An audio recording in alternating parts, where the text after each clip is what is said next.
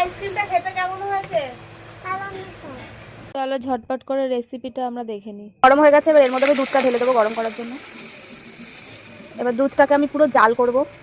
দাদার মেয়ের আবদারে আইসক্রিম বানানো দেখাবো তোমাদেরকে। তার জন্য যা যা লাগে আমি সব কিছু গুছিয়ে নিয়েছি কাজু বাদাম, এর মধ্যে আমন্ড নিয়েছি, আর 1 কাপ চিনি নিয়েছি, আর এর মধ্যে নিয়েছি এলাচ গুঁড়ো।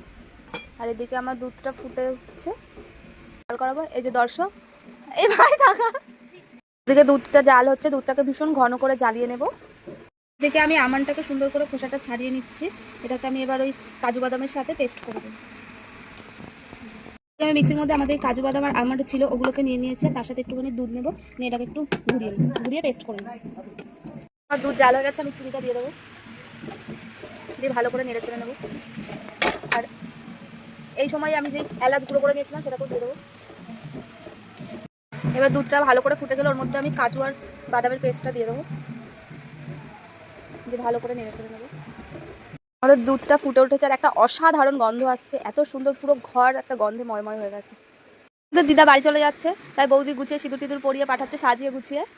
এদিকে আমি একটা বাটির মধ্যে এই যে চকলেটটা দিয়ে দিলাম, দিয়ে চকলেটটাকে গলিয়ে নেব। দেখতেই পাচ্ছি চকলেটটা গলিয়েছে। সবগুলোকে আমি চকলেট আর আইসক্রিম মোলের মধ্যে ভরে নিয়েছি, দিয়ে ওর মধ্যে ওপর দিয়ে একটু আমন্ড দিয়ে দেবো।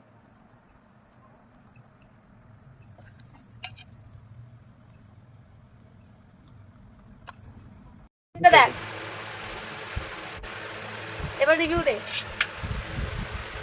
না ঠিক আছে, না আটকে দেবো, দিয়ে ফ্রিজে দিয়ে দেবো, কালকে সকালে তোমাদেরকে দেখাবো রেজাল্ট ঠিক কেমন হয়েছে।